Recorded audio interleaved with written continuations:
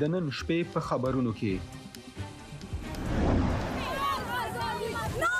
په کابل کې له معترضینو سره زور زیاته طالبانو د میرمنو د لاریون مخه نیولې او هغوی یې وهلې او ټکولې دي. معترضینو د ښوونځیو د خلاصېدو غوښتنه کوله. یو کال تیر شو خو د نجونو د متوسطه ښوونځیو او لیسو دروازې لا تر اوسه تړلې دي. د طالبانو حکومتوالي او د ولس غوښتنې آیا طالبان اصلاحاتو ته ژمن دي؟ کتونکي وایي د طالبانو یوه برخه د اصلاحاتو د عملي کېدو ملاتړ کوي خو د دې ډلې سختدریځه غړي مخالفت کوي. او په کاناډا کې د افغانانو لپاره قونسلي خدمتونه. په امریکا کې د افغانستان د سفارت له تړل کېدو وروسته کاناډا کې افغانانو ته قونسلي خدمات وړاندې کیږي. امریکا میشتي افغانان د خپل کارونو د خلاصولو لپاره کاناډا ته ځي.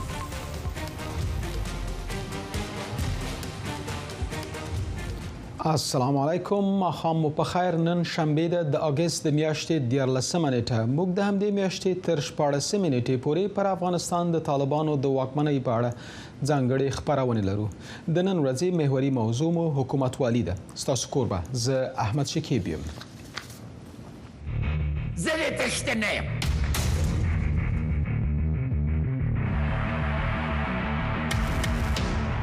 رئیس جمهور پیشین افغانستان ترک کرد. American troops cannot and should not be fighting in a war and dying in a war that Afghan forces are not willing to fight for themselves. نو زه مجبورم له افغانستان وویستل شم ترڅو د خونریزۍ او د کابل د ویجاړېدو مخنیوی وشي. افغانستان د طالبانو یو کلنه واکمني. په افغانستان کې د امنیت، بشري حقوقو او میرمنو د ازادۍ، حکومتولۍ، اقتصادي او بشري بحران، مدني فعالیتونو او د بیان د ازادۍ څرنګوالی. پر افغانستان د طالبانو یوې کلنې واکمنۍ ته ژوره کتنه د امریکا غږ په ځانګړو خپرونو کې د روان کال د اگست له 9 تر 14 نیټې پورې د ځانګړو پروګرامونو دا لړۍ د امریکا غږ د ټلویزیوني، رادیويي، سپوږمکۍ او ډیجیټل خپرونو له لارې کتلای او اوریدلای شئ.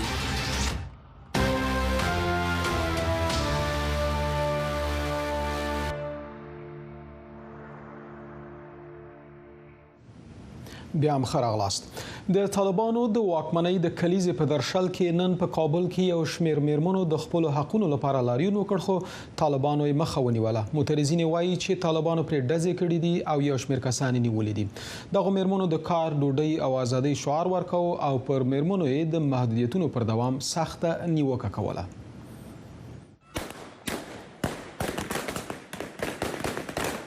په لسګونو افغان میرمنو نن په کابل کې لاریون وکړ. کار، ډوډۍ، ازادي شعارونه خو وايي د مظاهرې پر مهال پرې د طالبانو سرتیرو ډزې وکړې او د دوی مخه ونیوله. فریادهای عدالتخواهانه ما برگزار بسته شد. طبیعت و نیچر گروه طالب همین است: کشتن، بستن، به زنجیر کشیدن. متاسفانه نامش فیرای هوایی بود ولی آنقدر سطح ارتفاع فیرا پایین بود که حتی از کوچک یک مرمی گردن یک از همکارای ما سوخته.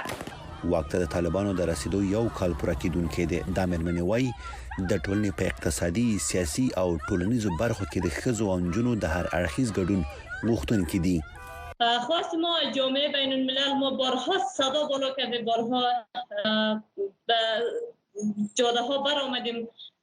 خواست ما جامعه بین المللی بود که زنای افغانستان را امروز شما فراموش نکنیم، اما متاسفانه زنای افغانستان امروز فراموش شدند. یو شمېر څېړونکي وایي د طالبانو کړنې د افغانستان د منزوي کېدو لامل کیږي. ای که حقوق زنان و دختران در افغانستان زیر فشار باشه و در این حال به ضد گروه‌های تروریستی مجادله کافی نشه، در حقیقت اعتماد از حکومت فعلی و طالبان کم میکنه و جهان تصمیم گرفته و بیشتر تصمیم میگیره که افغانستان در انزوا بره. متاسفانه له شپږم ټولګي پورته د نجونو پر ښوونځیو بندیز اندېښنې زیاتې کړې دي. له شپږم ټولګي پورته د نجونو د ښوونځیو د نه پرانیستلو پریکړه په دې معنی ده چې د نجونو یو نسل به تر 12م ټولګي پورې خپل زده کړې بشپړې نه کړي. دا کار به نه یوازې د نجونو د نسل زیانمن کړي بلکې په افغانستان کې په ټولیزه توګه په ټولنه کې به د میرمنو او نجونو ونډه له منځه یوسي. جای ناراحت کننده است. مکتب واقعا یک لذت خاص خود داره و ما بسیار هم صنفی خود میبینیم که در اینجا نمیآیند ولی در خانه هستند.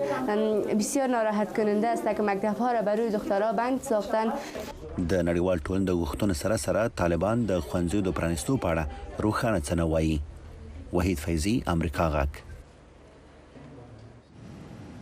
په نورو لاندو خبرونو کې پر افغانستان د طالبانو د واکمنۍ د کلیزې په درشل کې د ملګرو ملتونو کارپوهانو په دغه هیواد کې د بشري حقوقو څخه د سرغړونو د زیاتېدو په اړه اندېښنه خوده ویلي دي چې په افغانستان کې اوس مهال د بشري حقوقو په وضعیت کې د بدلون هیڅ نښانې نه لیدل کېږي.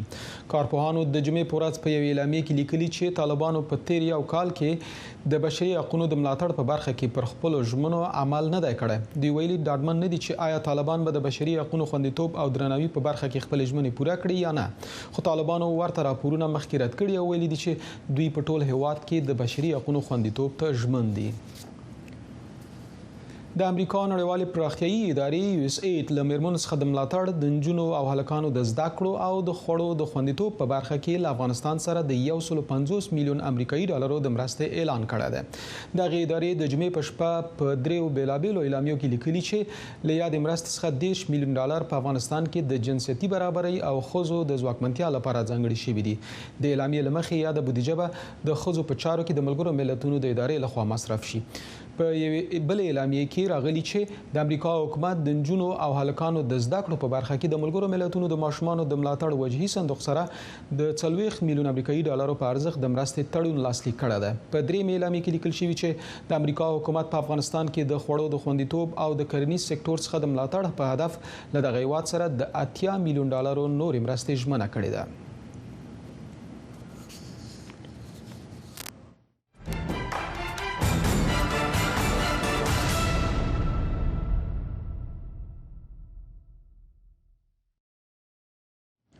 اوس هم راځو د نننۍ خبرونې محوري موضوع ته چې د طالبانو حکومت والی ده. د طالبانو په لیکو کې دا موضوع راپورته شوې چې د دوی مشران تر کومه حده اصلاحات او بدلون زغملای شي.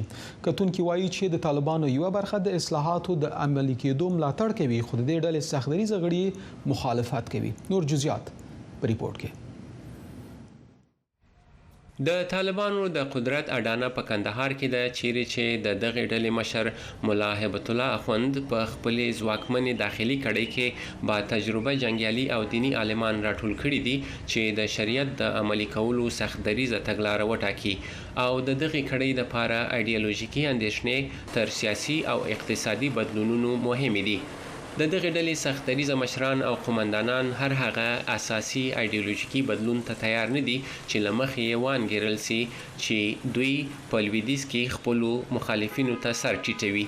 د طالبانو د تحریک په داخل کې هیڅوک جرأت نه کوي چې په ښکاره ډول د هیبت الله اخوندزاده واک چیلنج کړي، خو په ټیټپوړو طالبانو کې داسې ښکاري چې نارضایتي د پراخېدو په حال کې ده.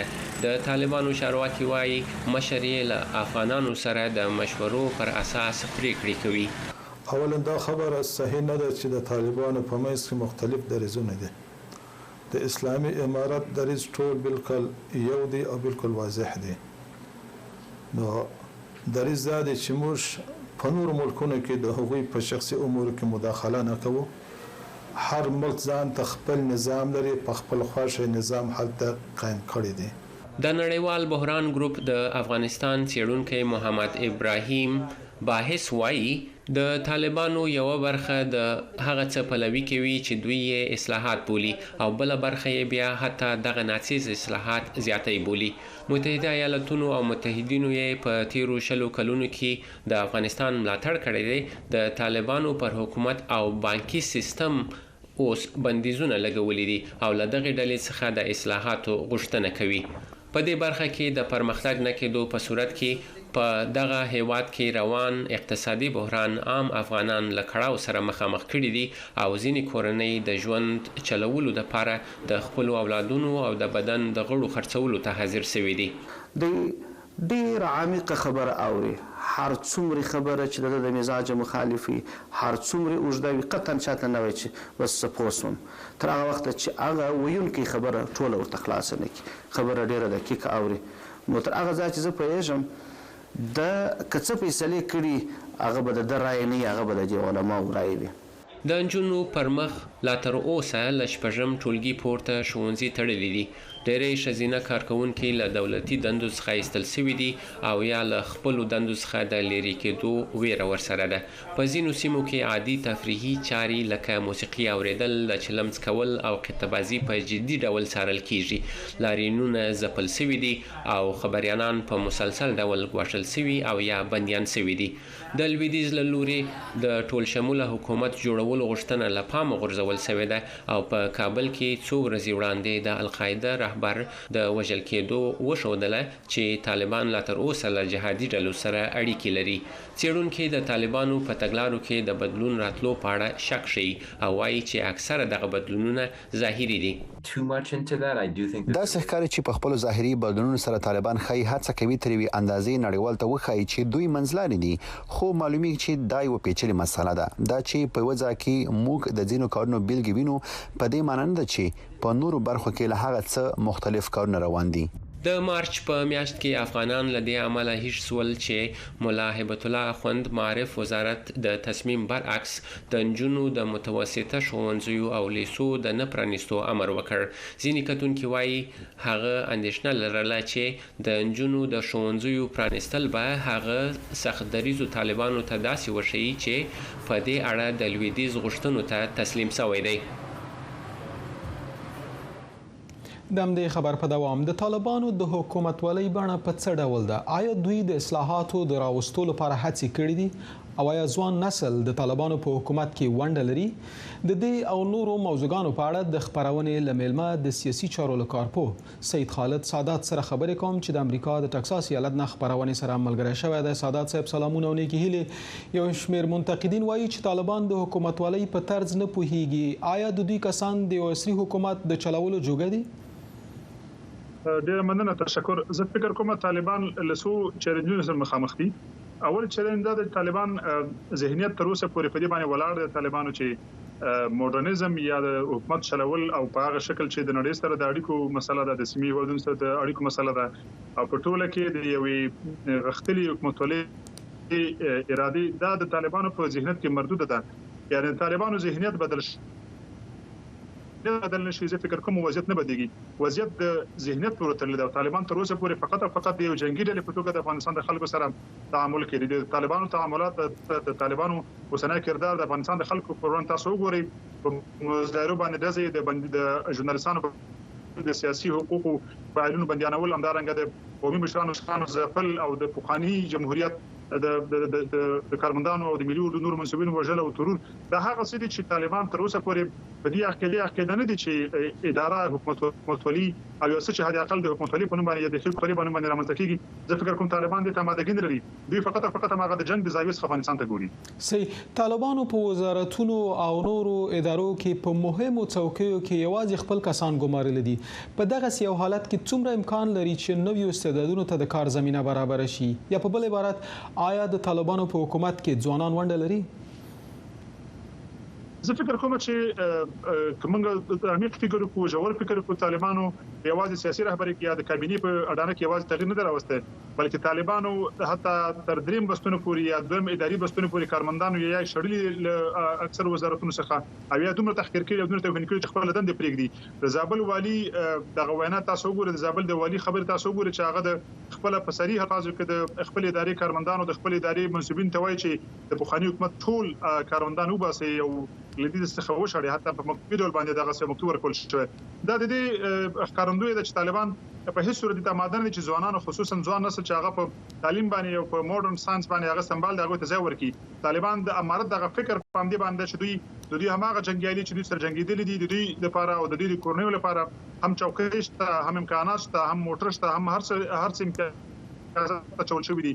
هملاغه نه خاطر د افغانستان ځوان نسل تعلیم یافته نسل دا روز تر روز ځپل کیږي. هم دا اوس د افغانستان 2 پنځه پونتونونه زما معلومات دي چې د سقوط سره مخامخ دي د مالی ستونزو سره مخامخ دي همدارنګه د خصوصي خنځي ستونزو تاسو وګورئ چې هغه افغانستان کې لوی ګواښ سره مخامخ ده په ټوله کې د حکومت لپاره طالبان په هیڅ صورت تخنیکی خلک او یا تخنیکی پوهه خلک چې د افغانستان کډرونه دي هغه د زه ورته نو کې د افغانستان کډرونو ته هم بلنه ورکړې ده ویل دي چې دوی کولای شي چې هوا ترای شي او په اداراتو کې برخه واخلي په هر صورت د ټول شموله حکومت د جوړېدو لپاره ډېر هڅې وشوي خو تر اوسه کومه پایله نه ده ورکړې لبل خو د کال په تیریدو سره وزارتونه د سرپرستانو لخوا اداره کیږي ولی دوی تر اوسه نه دي توانیدلي چې د اقل سرپرستی ختم کړي زه فکر کوم دوه مسلې دي یو مسله دا چې قوي اختلافات وجود لري د طالبان ترمنځ خپل شیخ بطلب اگر چې د وجودي فلسفه یا د موجود تر سوال لاندې ده اما کوم کړي چې ورسره دا کوم څه چې د په درس باندې صادريږي هغه یو سوي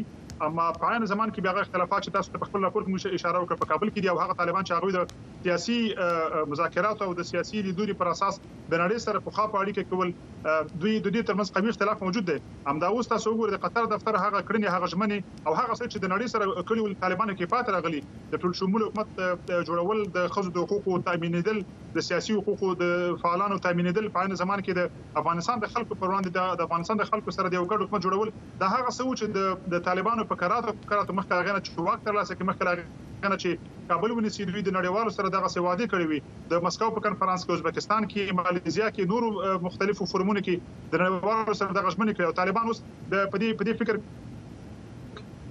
نړۍ سره په یو څه کې دغه هغه اختلافات او طالبان دروغجن ثابت شول دوی هغه ژمنه چې سیاسي مذاکراتي ټیم کولې په خطر نو فکر کوم دغه سادات صاحب دوی چې حد اقل دوی د حکومتونی مشکلات حل کاندي bale سادات صاحب د حکومت ولې لپاره یو مهمه اړتیا ده چې په هیواد کې اساسي قانون وي د دې مسلې چاره به څنګه کیږي د کوم میکانیزم لمخې به طالبان اساسي قانون جوړوي آیا دوی له جرګه به راوغواړي که په خپل به د رهبری په کچه پریکړه کوي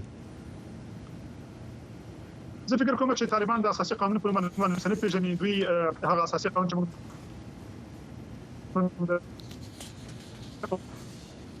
روسه په طالبان چې د قانون په منځ کې پیژني چې د قانوني بحث او د مقننه قوي بحث طالبان سره مطرح نه وي فکر کوم چې د اساسي قانون شتون طالبان لپاره هیڅ اهمیت نه ده فقط د دیکتاتوري هغه چې په قندهار کې د د اساسي قانون رول راکړي د اورګانیکي قوانینو رول به هم ادا کوي په مختلفو موضوعاتو کې مختلفو شکلونو باندې دوی فرمانونه ورکړي د دې حکومتولي فکر کوم زه د حکومتولي په حقوقي نگاه شولې ولکه وخت شرعي کې مقدار چلی دا فقط د شخصي فرمان پر اساس چلول کیږي بلکې اساسي قانون د ځای نشته د سیاسي چارو کارپو سید خالد سادات ډېر زیاته مننه چې په پروګرام کې مو برخه واخیسته کور مو ودان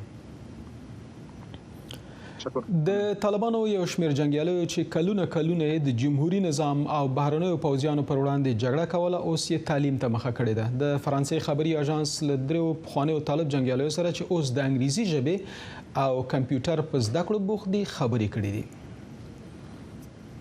لاغا جلالی په خوا د شپې له خوا ماینونه ښخول چې د تیر افغان حکومت یا هم بهرنیو ځواکونه هدف وګرځوي اوس دغه 23 کلن ځوان په کابل کې د انګلیسي ژبې په زده کړه بوخت دی او د کمپیوټر د زده کړې په کورس کې نوملیکنه کړې ده نوموړی چې د ترانسپورت او هوایي چلند په وزارت کې کار کوي زیاتوي پخوا چې هیواد د کافرانو لخوا اشغال شوی وو دوی بمونو هوانونو او توپکونو ته ضرورت درلود چې هغه وخت چې مثلا ضرورت ټوپک ته او وخت تیر شو او ضرورت کلم او کمپیوټر ته دی انګلیسي ته دی ځکه دنیا چې ده او ډیر پرمختللې ده ضرورت ټکنالوژي ته لري ضرورت پرمختګ ته لري غواړم چې مثلا پانتون خیر شروع کوم د پانتون ورسته انتو ماستری دکترات کج پورې زده کړې وکم امان الله مبارز په 13 کلنۍ کې د طالبانو سره یو ځای شو خو هغه تل د لوړو زده کړو د کولو هیله درلوده زه غواړم ماستری وکړم د ماستری لپاره ما ماستری ته اپلای کړم د هند یو پانتون ته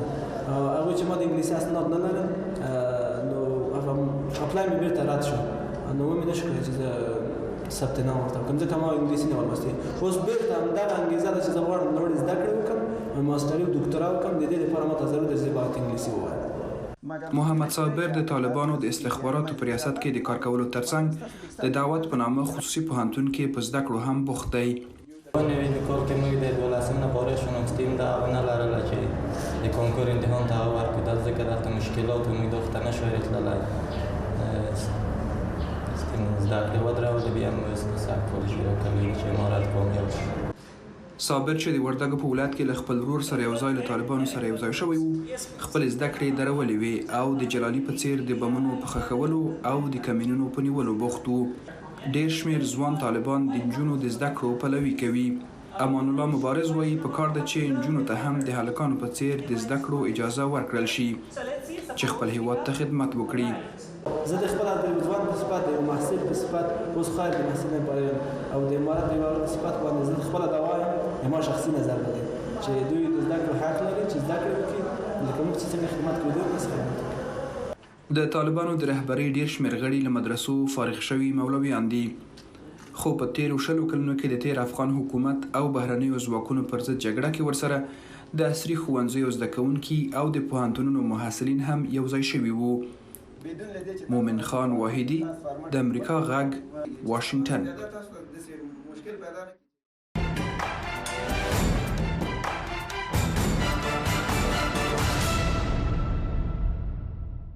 اوس هم راځو یو نړیوال مطلب ته. هندي الاصله ناول لیکونکی سلمان رشدي چې د خپل لیکونو له کبله د مرګ له ګواښ سره مخ دی په نیویارک کې د یوې غونډې پر مهال په چړو وهل شوی دی. رشدي روغتون ته انتقال شوی او د روغتیا په اړه یې تر اوسه بشپړ معلومات خپاره شوي نه دي.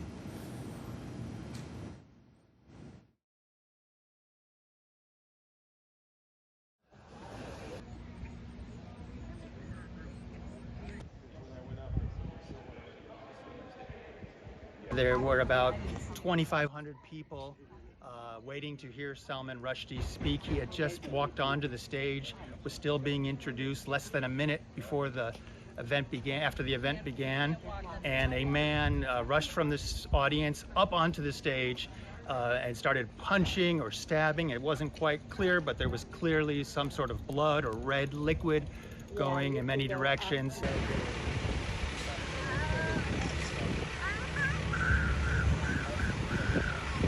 He is transported, airlifted to safety, but here's an individual who has spent decades.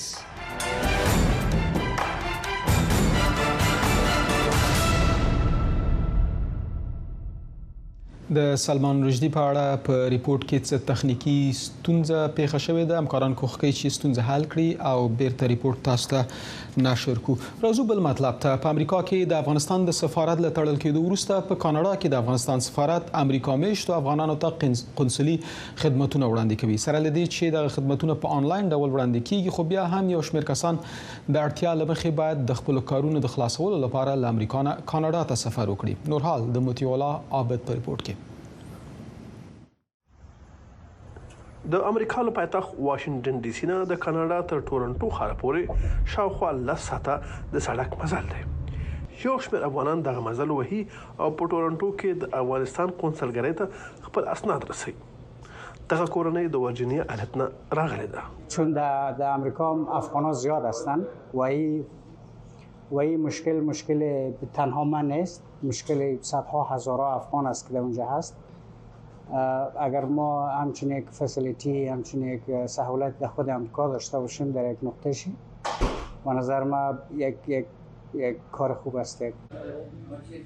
په ټورنټو کې افغان قونسلګرۍ وایي د امریکا د مختلفو ښارونو افغانان خپل سفري او قانوني اسناد د تمدید او تصدیق لپاره ورته رالیږي او دوی په اجراات کوي. تمام ایالات امریکا بیشترشان از نیویورک میان، ویرجینیا میان، حتی هفته قبل یک فامیل از کالیفرنیا آمده بودن به خاطر تمدید یک جلد پاسپورت از کالیفرنیا آمده بودن و امروز کارشان انجام دادیم و رفتم.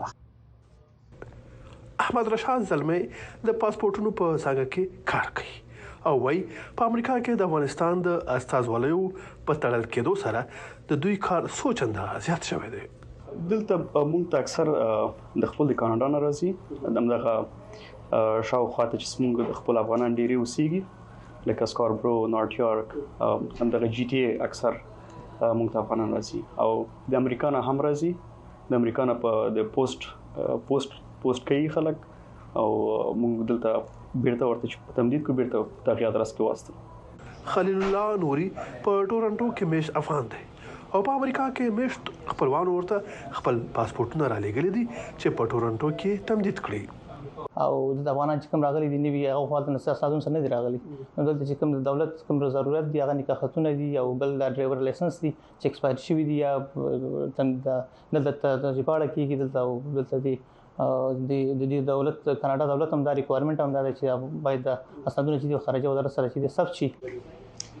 بیشتر افغانای ما که آمدن اینجا لیسانسی از یا هستن و تمدید پاسپورتی از یا هستن و اکثرشان پاسپورت نداشتن که به خاطر مراجعه پاسپورت اینجا آمدن.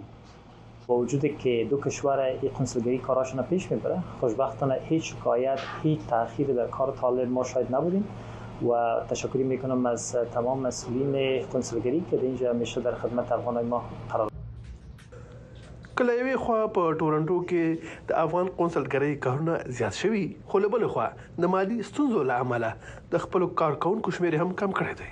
په ټورنټو کې د افغانستان جنرال قونسل ښاغلی نسیم پښتون شریفي وایي چې د 2021 کال د اګست د 15 نه پس د ډیرو ستونزو سره لاس او ګریوان دي. موږ عواید چې دي هغه موږ مصارف نه یوازې پوره کوي نه هغه ته نږدې هم څه نه پوره کوي. نو موږ په دې خاطر چې د افغانستان د نمائندګي د کنسولګرۍ دروازې خلاصې وساتو خلکو په مخ کې ضرورت مشکلات ورته رافقو پر ځان باندې فشار راوستي کارمندان مقام کړل په دې چې هغه څه عواید چې موږ لرو اقل 1% هغه ټول نه یو 1% مصارف او معاشات دغه په ذریعہ باندې سل کېدای شي نو کټول مساتلي وای نو بیا مجبور وو چې دروازې بندي کو او خدمات وړاندې نکو.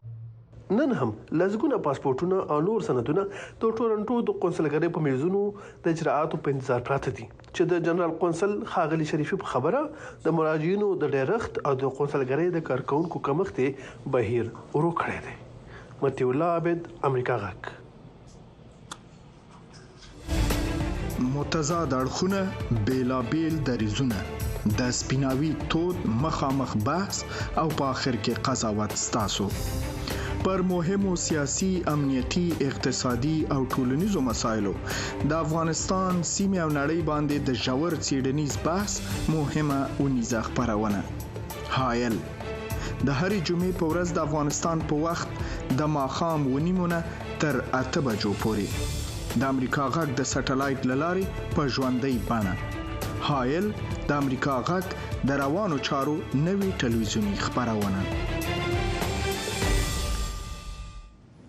دوستانو پښتو خبری خبرونه همدلته پای ته رسیږي.